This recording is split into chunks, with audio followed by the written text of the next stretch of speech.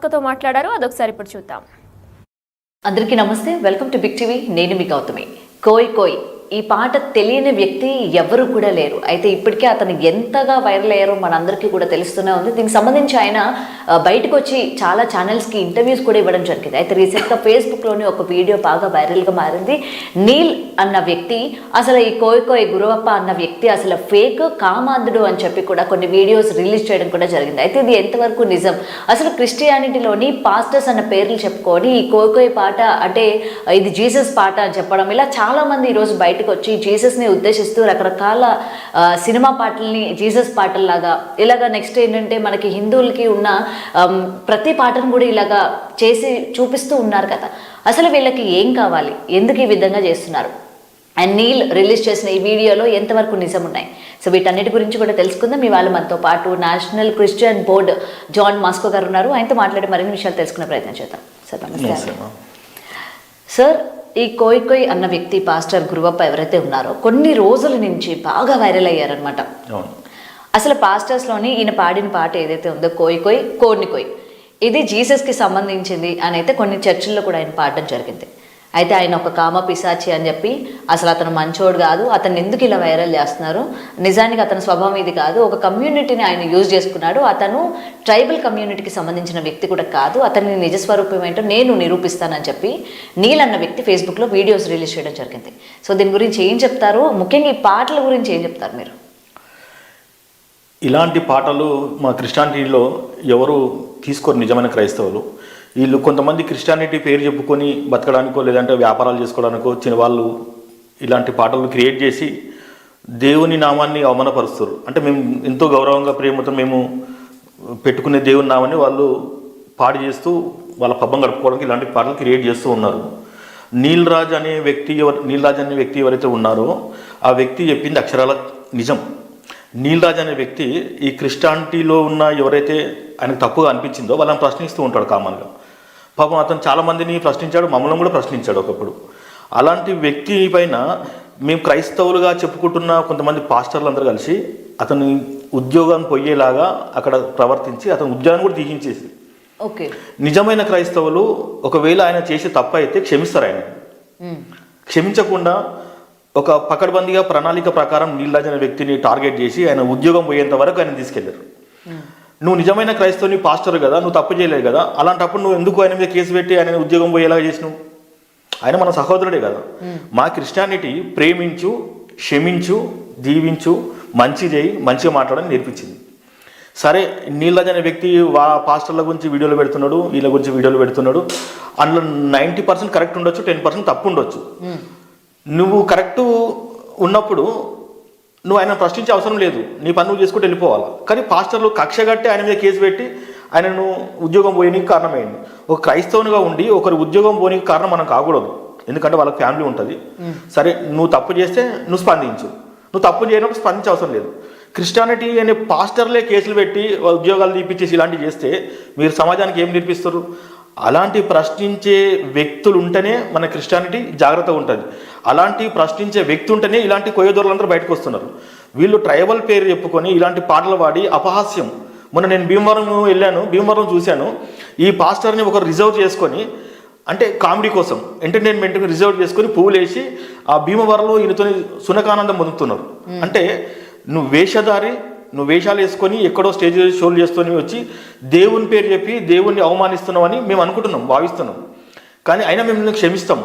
కానీ నువ్వు హైలైట్ అయిపోయి నేను కోడిని పోయమన్నాను, నేను అది చేయమన్నాను, ఇది అని ట్రైబల్ని మధ్య లాగు, ట్రైబల్ అనే కాన్సెప్ట్ని మధ్య లాగొద్దు. ఎందుకంటే వాళ్ళని అవమానపరచడం అవుతుంది. ట్రైబల్ చక్కగా పాడతారు, చక్కగా ఉంటారు, చక్కగా మాట్లాడతారు, వాళ్ళు బాధలు చెప్పుకుంటారు, సమాజానికి వనుకొచ్చే పనులు చేస్తారు ట్రైబల్స్ ఎక్కువ శాతం. అలాంటి వాళ్ళను కూడా సమాజం విమర్శించే విధంగా నువ్వు చేయొద్దు. మీరు అలాంటి పాస్టర్లను మనం పట్టించుకోవాల్సిన అవసరమే లేదు. నీల్ రాజ్ అనే వ్యక్తి చెప్పేది ఏదన్నా సరే అతని దగ్గర సాక్ష్యం లేనిది ఏది చెప్పడు. సరే, వేరేల కోసం ఏం వీడియోలు పెట్టినా ఆయన తను తెలియదు, ఆయన తెలియక కొన్ని పెట్టినా కానీ ఆయన తను ఏదైనా ఉంటేనే చెప్తాడు. అది నేను నమ్ముతాం బలంగా. సో అలాంటి వ్యక్తి పైన ఫేస్బుక్లలో వీడియో పెడుతున్నారని చెప్పేసి కేసులు పెట్టడం తప్పది. ఒకటి. రెండు, ఈయన ఎవరైతే ట్రైబల్ అని చెప్పుకున్నాడో అతను చేసి ఉంటాడని నేను నమ్ముతున్నా, అటువంటి ఉండొచ్చు అని నమ్ముతున్నాను. ఎందుకంటే అతను ప్రూఫ్ లేదు నేను చెప్పాడు కదా ఎవరు. ఇప్పుడు నువ్వు ఈయన ఒక్కడే లేడు కదా, చాలా మంది ఉన్నారు, చాలా మంది రకరకాలుగా చేస్తున్నారు.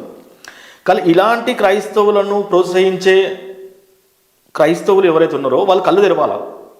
ఒక పాస్టర్ వస్తాడు, ఒక ఆయన వచ్చి నువ్వు ప్రసారం తినొద్దని ఒకరు అంటారు, భారత్ మాతకి జై అనొద్దని ఒకరు అంటారు, ఒకరు వచ్చేసి నువ్వు ఆ గుళ్ళ దగ్గర హిందువుల దగ్గర పోవద్దని ఒకరు అంటారు. మనది భారతదేశం, లౌకికవాదం భారతదేశం మనకు జన్మనిచ్చిన దేశం, ఇది మనం ఇక్కడ పుట్టిన దేశం. మనం భారత క్రైస్తవులు అయినందుకు మనం గర్వించాలా. భారత క్రైస్తవుడు అనే ఓడు మన గుండెల్లో ఉన్నప్పుడు I'm Indian Christian, I'm proud to be a Indian Christian. అంటే నేను భారతదేశంలో పుట్టి భారత క్రైస్తవుని పెరుగుతున్నా. అంటే భారతదేశం నేను బతకడానికి నాకు నీడనిచ్చింది, భారతదేశం నాకు తల్లిలాగా నన్ను కాపాడింది, భారతదేశంలో ఉన్న పౌరులు నాకు అన్ని ఇచ్చారు. భారతదేశం గౌరవిస్తాను. నేను భారత్ మాతాకి జై అంటా. నేను క్రైస్తవుని కాబట్టి నేను భారత్ మాతాకి జై అంట. భారత్ మాతాకి జై అంటే భారత్ మాత నా అమ్మ, భారత్ మాత నా వైఫ్, నా బిడ్డ, నా చెల్లె, నా అక్క. నేను వాళ్ళని గౌరవిస్తూ వాళ్ళు భూమి మీద పుట్టారు కాబట్టి మాత కాబట్టి నేను వాళ్ళ రకంగా నేను పూజిస్తాను, తప్పలేదు కదమ్మా. ఇలాంటివి ప్రోత్సహించాలి తప్ప దేశం కోసం, జనం కోసం, సమాజం కోసం మనకొచ్చే విషయాలు ప్రోత్సహించాలి. కానీ ఇలాంటి విషయాలు ప్రోత్సహించి మళ్ళీ అలాంటి వ్యక్తిని మీరు మీటింగ్లో పిలిచి మీటింగ్ పెట్టి అదే పాట పాడించి ఎంటర్టైన్మెంట్ చేయించుకుంటూ, అంటే మీరు కొంచెము ఫోకస్ కావడానికి, ఆయనను ఫోకస్ చేయడానికి ఏదో ఒక వార్త జనాల్లో ఉండడానికి ఇలాంటివి చేస్తున్న సేవకులను అని చెప్పుకుంటూ ఎవరు క్షమించరు. ఆయన సేవకుడు అయితే ఎక్కడ బైబిల్ ట్రైనింగ్ చేసిండు, ఆయన ఎక్కడ పట్టా ఉంది. ఆయన ఇందాక మనం మాట్లాడేటప్పుడు కూడా ఆయన చెప్తూ ఉన్నారు, నేను 40 ఏళ్ల నుంచి కూడా చర్చిల్లోని పాటలు పాడడం కానీ దైవంతోనే నేను ఉన్నాను, 40 ఏళ్ల నుంచి ఉన్నాను, మొత్తం కూడా నాకు దేవుడే నడిపిస్తూ ఉన్నాడు. ఇవాళ నా గురించి ఎవరు ఎన్నని చెప్పినా సరే నేను అసలు అవన్నీ కూడా పట్టించుకోను అని చెప్పి కూడా ఆయన చెప్తూ ఉన్నారు. ఏమంటారు సార్ మరి దీనికి? ఆయన 40 ఏళ్ళు అంటే ఆయన పుట్టి 50 ఏళ్ళు కావచ్చు, 45, 40, 50 లోపు ఉంటాయి. ఆయన పుట్టగాలని దేవుడు ఆయన విలువలేదు, పుట్టగాలని చేయలేదు. ఆయన చెప్పిన సాక్ష్యాలు మీరు వినుంటారు, బాగా చాలాసార్లు చెప్తున్నాడు. నేను పున్నమి నాగి సినిమా నాదే అని ఒక దానిలో చెప్పిండు, ఇంకో సినిమా లారీ డ్రైవర్ సినిమా నాదే అని చెప్పిండు. ఇలా సినిమాల స్టోరీలు చెప్పుకుంటూ చిన్నప్పటి నుండి విషయం పెట్టారు అని కూడా చెప్పారు. క్రైస్తవులకు సినిమాలకు సంబంధమే లేదు. క్రైస్తవులు ఎవడో రాసిన స్టోరీలు తీసుకొని సినిమాలు హీరోలు గారు. క్రైస్తవులు అసలు అటువంటిది నువ్వే చెప్తున్నావు. పున్నమి నాగి స్టోరీ అనేది 40 సంవత్సరాల వరకు నేను విషం దాగి, నువ్వు 40 సంవత్సరాల వరకు విషము తిన్నోనివి, 40 సంవత్సరాల నుంచి దేవునిలో ఎట్లా నడిచినావు నువ్వు? అంటే నువ్వు అవిశ్వాసివి, అసలు నువ్వు మా క్రైస్తవునివే కాదు. నువ్వు క్రైస్తవునివే కాదు. నువ్వు ఇంతకుముందు ఈ పాస్టర్ ఎవరైతే ఉన్నారో బ్రదర్ నీరాజ్ కోసం అంటున్నాడు, నేను సంగతి చూస్తానని వాళ్ళు మా వాళ్ళు అంతా వెతుకుతున్నారు. నువ్వు వెతుకు, ఏం చేయదు. అలాంటి వాళ్ళ కోసం మేము సపోర్ట్ చేస్తాము, ఆయనకు సపోర్ట్గా ఉంటాం మేము, అంతే తప్ప నువ్వు వెతికి దొరికినంత మాత్రం నువ్వు ఏం చేయలేవు, ఆయన ఏం చేయలేరు. దేవుడు ఆయన పక్షాన ఉంటాడు, మేము కూడా ఆయన పక్షాన ఉంటాము, ఖచ్చితంగా సపోర్ట్ చేస్తాము. ఎందుకంటే చేసి తప్పు ఇది. నువ్వు 40 సంవత్సరాల వరకు నువ్వు విషం తాగుడు బతికినోనివి, నువ్వు క్రైస్తవుని ఎలా అవుతావు? నువ్వు 40 సంవత్సరాలు దేవుడు పిలిచినని చెప్తున్నావు. 40 సంవత్సరాలు అసలు నువ్వు దేవుడు పిలిస్తే నువ్వు ఈ విధంగా ఉండే క్రైస్తవుని కాదు కదా. నువ్వు 40 సంవత్సరాల నుంచి ఉన్నాను మీతో చెప్తున్నాడు. 40 సంవత్సరాల నుంచి విషయం నేను బతికినా మా నాన్న నేను కాటేసి చనిపోయే వాళ్ళని అట్లా చెప్తున్నాడు. కొంతమందికి లారీ డ్రైవర్ అని చెప్తున్నాడు. నిన్ననేమో భీమవరం పోయి జాతర చేస్తున్నాడు, భీమవరంలో పూలు వేసుకొని పాట పాడి ఇలా గజ్జలు కట్టుకుంటూ అక్కడ. అయితే ఇలా గజ్జలు కట్టుకొని ఇవన్నీ చేస్తోళ్ళు మా ఊర్లలో సంక్రాంతికి కొంతమంది వస్తారు కదా, గంగుని ఎద్దులు తీసుకొని వస్తారు, గంగిరెద్దులు, వాళ్ళు అలా కొట్టేవాళ్ళు. వాళ్ళు అయినా ఆ జాతికి సంబంధించిన కావచ్చు, ఎందుకంటే వాళ్ళు ఇది క్రిస్టియానిటీలో ఇవన్నీ లేదు. మా క్రిస్టియానిటీలో మంచి స్వరాలు ఉంటాయి, మంచి గొంతుకలు ఉంటాయి, జనాలకు అర్థమై ఉంటుంది. మా దేవునికే మహిమ స్తుతి ఘనత చెందేలా ఉంటాయి పాటలు మావి. అంటే ఎదుటి వాళ్ళని అట్రాక్ట్ చేసే విధంగా ఉంటాయి తప్ప ఎదుటి వాళ్ళని నాశనం చేసే విధంగా ఉంటాయి మా క్రిస్టియానిటీ. మా క్రిస్టియానిటీ ఒకటే నేర్పించింది, ప్రేమించు, క్షమించు, దీవించు, నీతో అయితే మంచి చేయలేదంటే ఊరుకో. అండ్ సార్, ఇప్పుడు ఇవాళ మనం గురువప్ప గురించి మాట్లాడుకుంటున్నాం కానీ ఈ మధ్య కాలంలో చూసుకుంటే ముఖ్యంగా క్రిస్టియానిటీలోని ఇలా పాటలు పాడేవారు కావచ్చు, మాటలు మాట్లాడే వాళ్ళు కావచ్చు బాగా ఎక్కువైపోయారు. మన ఇన్స్టా ప్రతి దాంట్లో కూడా చూసుకుంటే కొంతమంది ఏమో కాళ్ళు విరిగిపోతే కాళ్ళు అతికించేస్తున్నారు, గొడ్డలతో చేతులు విరిగిపోతే చేతులు అతికించేస్తున్నాడు అంటారు. ఒక మనిషి అయితే సార్ మీరు నమ్మరు, ఆమె ఇల్లు తుడుస్తా అంటే చేతులు నొప్పి వస్తున్నాయి అంట. ఎందుకు నాకు నొప్పి వస్తుందని అనుకుంటే వెంటనే జీసస్ ప్రత్యక్షమయ్యి, అమ్మ నువ్వు వెనకన అది ఉంది ఆ పట్టుకున్నావు అందుకని నీకు నొప్పి వస్తుంది, నువ్వు చీపురు సరిగ్గా పట్టుకుంటే నీకు ఆ నొప్పి రాదు అని చెప్పాడట. అసలు జీసస్ అన్న వ్యక్తి ఇలాంటి అసలు కనిపిస్తారంటారా? ఇలా మాట్లాడే వాళ్ళకి ఏం చెప్తారండి? జనాలు కూడా అంత గుడ్డిగా మీటింగుల్లో మనం చూసుకుంటే కొన్ని వందల మంది ఎవరు కూడా ప్రశ్నించడానికి కూడా పైకి రావట్లేదు. అమ్మ, మా క్రిస్టియానిటీ ప్రకారం మిరాకిల్స్ ఉన్నాయి, స్వస్థతలు ఉన్నాయి, ఇవన్నీ మేము నమ్ముతాం, 100% నమ్ముతాం. కానీ సోషల్ మీడియాల ద్వారా ఇన్ని సంవత్సరాల తర్వాత మమ్మల్ని ఒక కమ్యూనిటీ ట్రోల్ చేస్తారు. ఓన్లీ మా కమ్యూనిటీనే పట్టుకొని ట్రోల్ చేస్తున్నారు.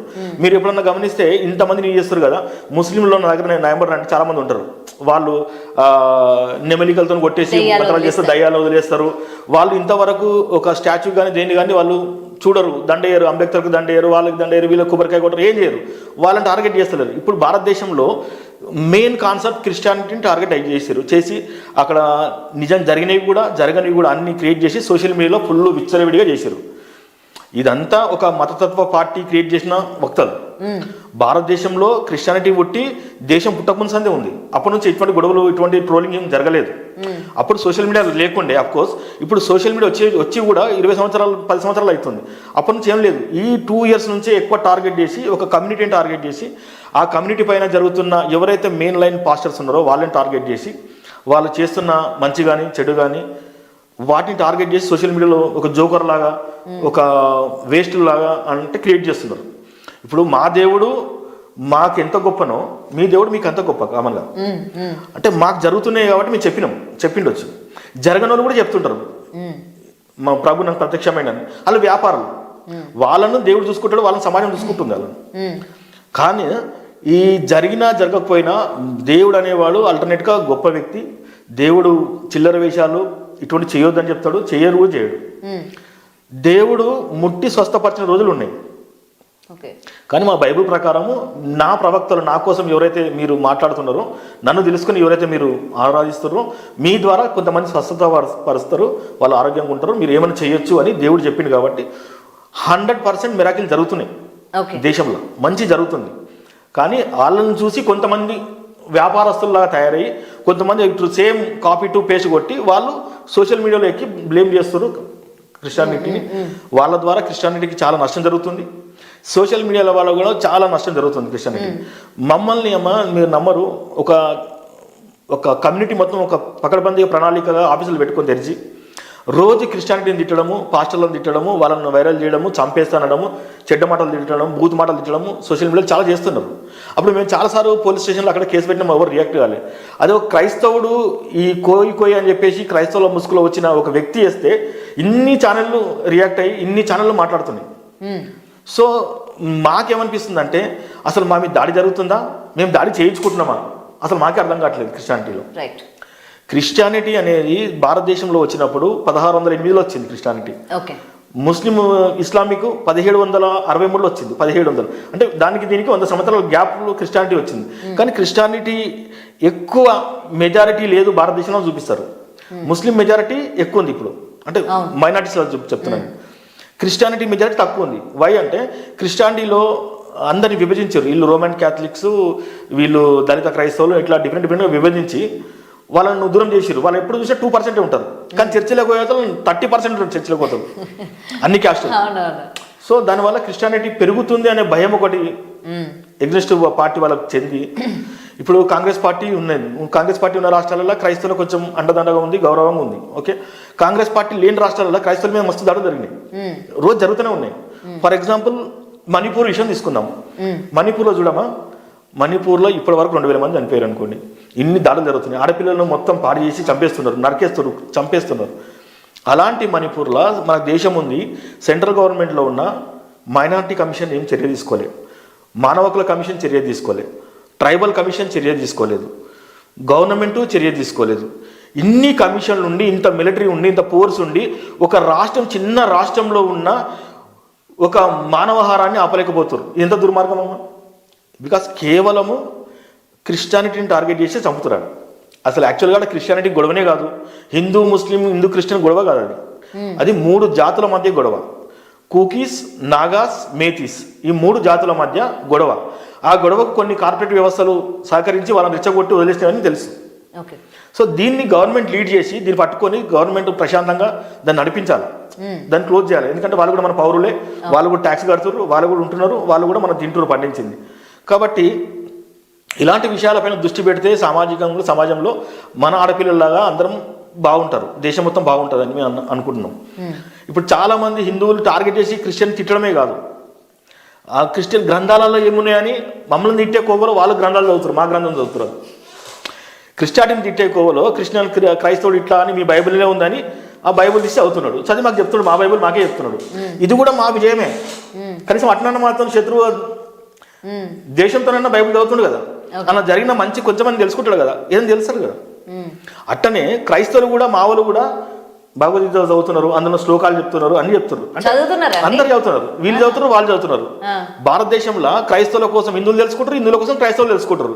వీళ్ళకి ఇద్దరు తెలుసుకోవడం వల్ల వీళ్ళకి ఏం లాభం లేదు, కానీ గ్రంథాలు ప్రచురింపబడుతున్నాయి. అంటే ఆ గ్రంథాలు రెండు అందరూ మనుషులందరూ చదువుతున్నారు, హిందూ ముస్లిం క్రిస్టియన్ సంబంధం లేకుండా వివిధ కాన్సెప్ట్లలో వివిధ వర్షాలలో చదువుతున్నారు, వాళ్ళు చదివి నడిపిస్తున్నారు.